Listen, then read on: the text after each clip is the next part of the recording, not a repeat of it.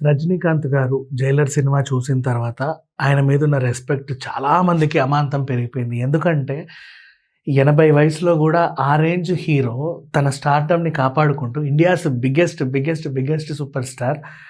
అట్లాంటి స్టార్ ఆ సినిమాలో తన కొడుకు పాత్ర పోషించినటువంటి నటుడికి, మనవడి పాత్ర పోషించిన నటుడికి షూ తుడిచాడు. బేసిక్‌గా డైరెక్టర్సే ధైర్యం జేయరు ఇట్లాంటి సీన్స్ రాయడానికి. అయినప్పటికీ కూడా డైరెక్టర్ ఇలా చేస్తే బావుంటదండి అని చెబితే, రజనీకాంత్ గారు అది పెర్ఫార్మ్ చేయడం, సినిమాలో టెలికాస్ట్ అవ్వడం, అందరూ చూడడం, ఆశ్చర్యానికి గురవ్వడం.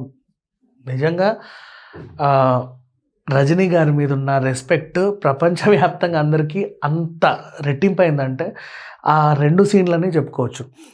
అండ్ అట్లా కన్విన్స్ చేయగలిగిన డైరెక్టర్ మరి రజనీకాంత్ లాంటి సీనియర్ డైరెక్టర్ అంటే కాదు. చిన్న అబ్బాయి నెల్సన్ దిలీప్ కుమార్ చేసింది కూడా 6 డజన్ సినిమాలే.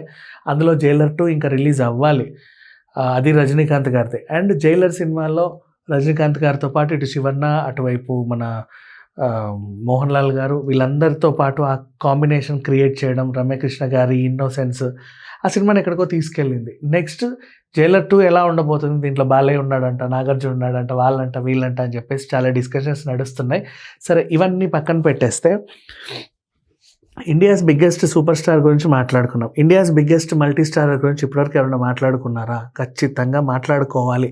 ఇండియాస్ బిగ్గెస్ట్ మల్టీ స్టారర్ అంటే ఒక కమల్ హాసన్ గారు, ఓ రజనీకాంత్ గారు కలిసి నటించడం. దాదాపు 20 ఏళ్ల క్రితం వీళ్ళ సినిమాలు వచ్చినప్పటికీ వీళ్ళిద్దరు కలిసి నటిస్తే చూడాలన్న కోరిక చాలామందిలో ఉంది. మళ్ళీ వీళ్ళని కలుపుతారని మణిరత్నం గారు కలుపుతారనుకున్నారు. లేకపోతే బాలచందర్ తర్వాత బాల వీళ్ళందరూ ఎవరెవరు చేస్తారా అని అనుకుంటే ఇన్నేళ్ళకి నెల్సన్ పంట పండిందనే చెప్పుకోవాలి. And such a beautiful combination. దీని అనౌన్స్మెంట్ ఇప్పుడు నెక్స్ట్ ఫిబ్రవరిలో రావాలి. ఎందుకంటే ప్రజెంట్ ఈయన 'జైలర్ 2' లాస్ట్ షెడ్యూల్ వర్క్స్లో బిజీగా ఉన్నాడు. దీని తర్వాత కొంచెం కూల్గా ఓ 2 రోజులు ఈయన మీద, 2 రోజులు ఆయన మీద ఒక చిన్న ప్రోమో కట్ లాంటి షూట్ చేసి అప్పుడు అందరికీ పరిచయం చేయాలనేసి అనుకుంటున్నాడు. So India's biggest multi starrer cinema Rajinikanth. And already మనం సంక్రాంతికి వస్తున్నాం చూసాం, కానీ ఇద్దరిని కలిపి ఎక్కువసేపు చూడలే. చిరంజీవి గారు, వెంకటేష్ గారు క్యారెక్టర్ చిన్నగా ఉండింది. అండ్ యంగ్ హీరోస్ RRRలో జోడీ చేశారు, ఎవడులో జోడీ చేశారు, సీతం వాకిట్లో సిరిమల్ల చెట్టు అదొక టైపు.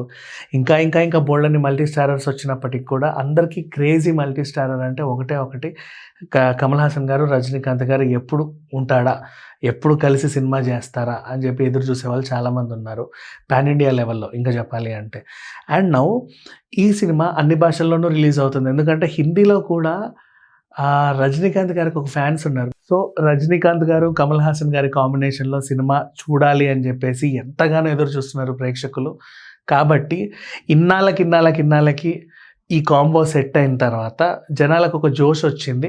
ప్రజెంట్ ఆయన ఉన్న చిన్న వర్క్లు కంప్లీట్ చేసుకున్న తర్వాత ఓ 2 రోజులు ఈయన మీద, 2 రోజులు ఆయన మీద షూట్ అయితే కంప్లీట్ చేసేసి మొత్తానికి ఒక మంచి అందరిలో జోష్ నింపే ప్రోమో అయితే రిలీజ్ చేస్తారు. నన్ను అడిగితే మీరు వారణాసి టైటిల్ రివీల్ అయినాక ఎంత హ్యాపీ ఫీల్ అయ్యారో, నిన్న అల్లు అర్జున్ 23 అనౌన్స్మెంట్కి ఎంత హ్యాపీ ఫీల్ అయ్యారో, నిన్న విజయ్ దేవరకొండ 2 సినిమాలు అనౌన్స్ అయినప్పుడు ఎంత ఫీల్ అయ్యారో, నాని ప్యారడైజ్ వచ్చినప్పుడు ఎంత ఫీల్ అయ్యారో, నెక్స్ట్ ఇంకా రాబోయే భగవత్ కేసరి సీక్వెల్ ఉంటుందని చెప్తే ఎంత హ్యాపీ ఫీల్ అయ్యారో, ప్రీక్వెల్ ఐఎమ్ సారీ.